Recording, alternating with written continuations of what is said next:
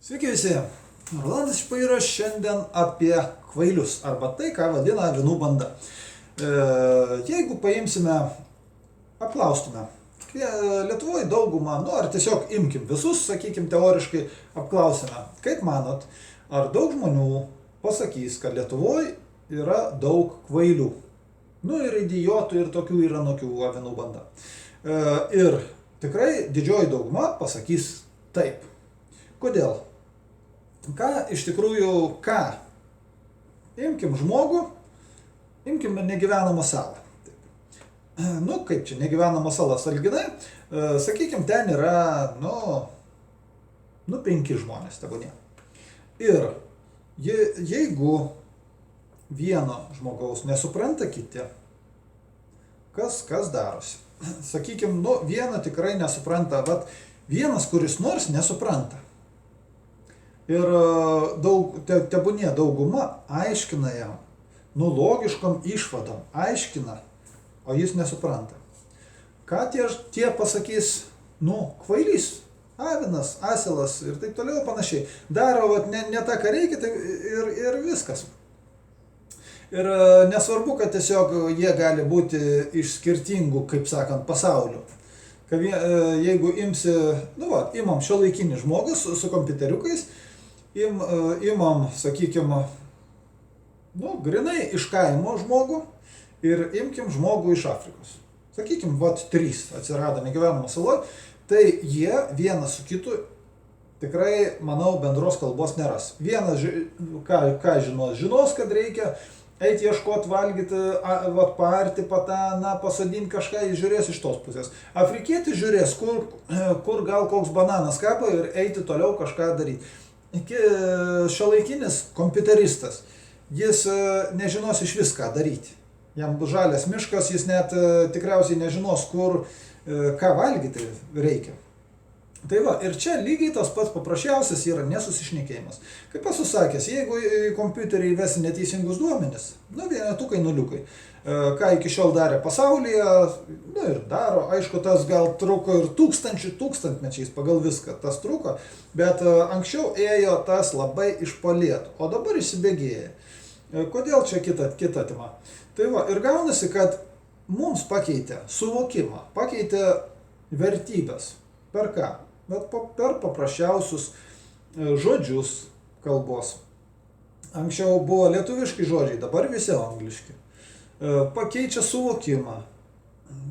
Sakykime, anksčiau, vaivorykštė visi, vaivorykštė bėgdavom, atsimenu, pasižiūrėti, net vienas sykį buvo, ten, nežinau, už 200 metrų vaivorykštė, tiesiog nusileidus, bėgom žiūrėti. Šiais laikais pasakyk vaikui suaugusiam bet jau apie vaivorykštę, jam iš tikrųjų kils klausimas, ar vaivorykštė ta, kur danguje, ar ta jau, kur ant vėliauka yra. Tai ir per šitos visus dalykus keičia suvokimą, viskas, kompiuterio programa, vienetukai, nuliukai yra pakeisti. Ką galima daryti? Paimti logiką, prisiminti, kaip buvo, ir gražinti visą tą normatyvą į savas vėžes. Tai, kas turi būti. Čia pirmiausia. Tai kas liečia kvailius. Kas liečia kvailius toliau? Paprasčiausias ir nesusišnekėjimas, būtent dėl to. Aišku, ideologai varo kapitalį, institutai dirba net pajungti pasauliniai, kaip tą išsukti, išvesti taip, kaip reikia. O kam reikia? Tiems tai yra reikia, pas kuriuos visi pasaulio duomenys sueina. Tiems reikia. Toliau. Sekundėlę. Taigi, dabar nemaža,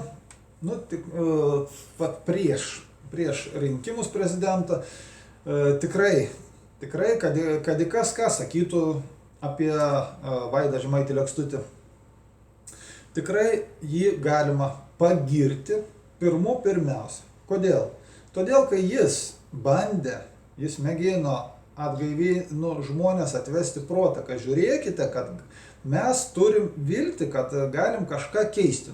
Čia buvo, imkim tą kaip vienijimo reikšmę, kaip pakelimo, sąmoningumo prasme.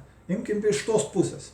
Tai buvo tikrai jis padarė didelį darbą, milžinišką darbą ir tai yra pagirtina. Nesvarbu, kokios pasiekmes. Vieniem patiko, kitiem nepatiko, kitiem takė, kitiem ana, jam irgi kitoniškai, čia yra atskiras reikalas.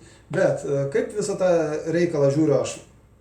Imkim tai, kad jis, kaip ir iš tikrųjų senais, baisiaisiais laikais, mėgino kaip sakant, tą protą žmonių pakelti. Pakelti sąmoningumą, pakelti suvokimą. Ir kas gavosi? Aišku, visas reikalas dar ir tame, kad tikrai žodžiai yra geri, į nugalėtojus akmens nepaleis. Ir kas gavosi? Tikrai jis norėjo pažadinti, pabudinti visą kitą, bet kas, kaip sakoma, daug durnių kelią jis vis tiek jo neras. Tai čia gavosi lygiai tas pats. Kaip sakant, kvailį mokė pradėti mąstyti. Ir kas gavosi? Gavosi tai, kad, kaip sakau, kvailys gavosi kvailesnis, taip sakykime. Jis proto neįgavo. Jis tiesiog atgal su dar didesniu pagreičiu nėrė. Atgal į tą balą, kurioje sėdėjo. Tai kas iš tikrųjų gaunasi, kada ne žmonės dirba. Ne, tai yra ne patys žmonės suvokia, o jiems bandai įaiškinti, parodyti. Čia kaip kažkada tokį pavyzdį turiu.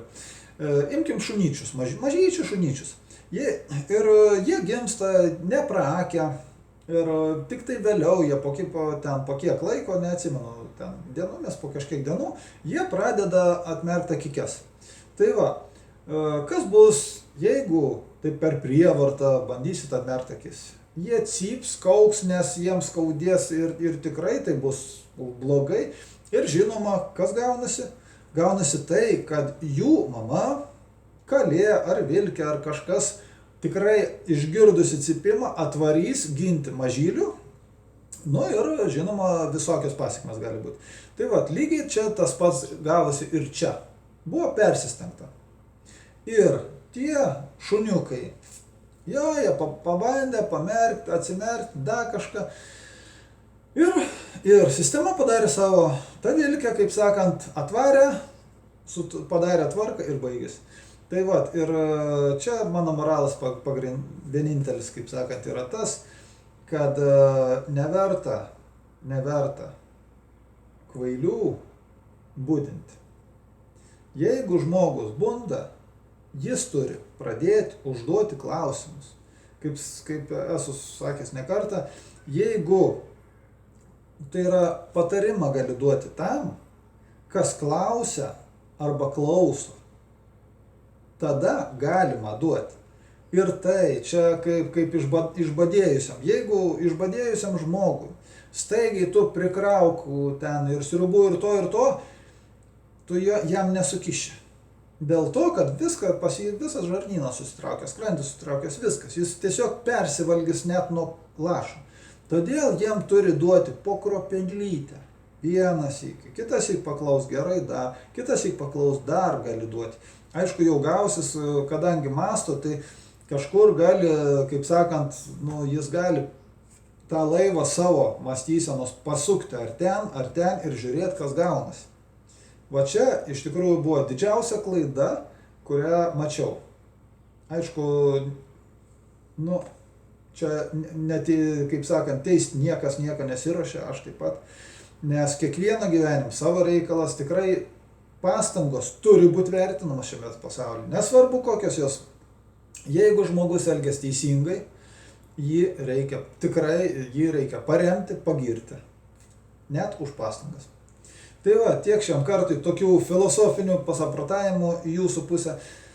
Būtų malonu, kad tomis ar mintimis, ar įrašu pasidalintumėt. Kilo minčių, gerai, parašykit. Nekilo minčių, parašykit. Taigi, Jeigu kas klausė, dėkui. Iki.